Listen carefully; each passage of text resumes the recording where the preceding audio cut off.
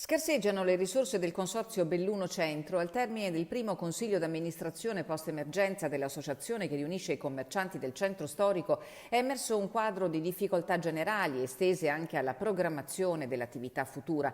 La prima decisione assunta è stata quella di dimezzare le quote associative per il 2020. La Presidente Anna Maria Bristot. I pubblici esercizi pagheranno 300 euro invece che 600 e gli altri negozi 225.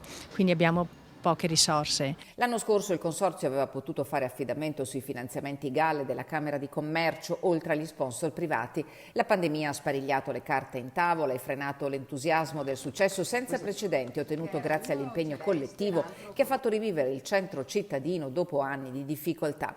Delle tre più grosse iniziative promosse dai commercianti del centro di Belluno, al momento potrebbero essere confermati giovedì di sera, tradizionale appuntamento estivo, con partenza anticipata a metà giugno fino a tutto il periodo dei saldi, il cui inizio è stato posticipato ad agosto.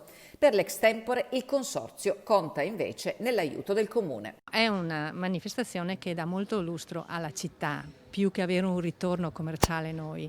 È una manifestazione culturale molto bella che facciamo da diversi anni e quindi siccome ci costa 25.000 euro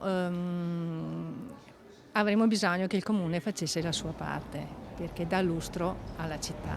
Senza il supporto di Palazzo Rosso la manifestazione ultra trentennale dovrà essere annullata. E poi il Natale, e già si sa che non potrà essere quello col botto del 2019. Abbiamo qualcosa, abbiamo un bando della Camera di Commercio, poi probabilmente avremo un contributo dalla parte della DMO, ma non sono le cifre degli anni scorsi.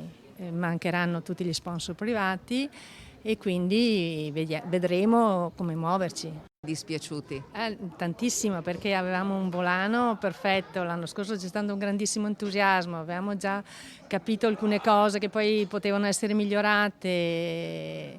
Vedremo, sarà possibile fare un mercatino come l'anno scorso, ci saranno problemi di assembramento quest'autunno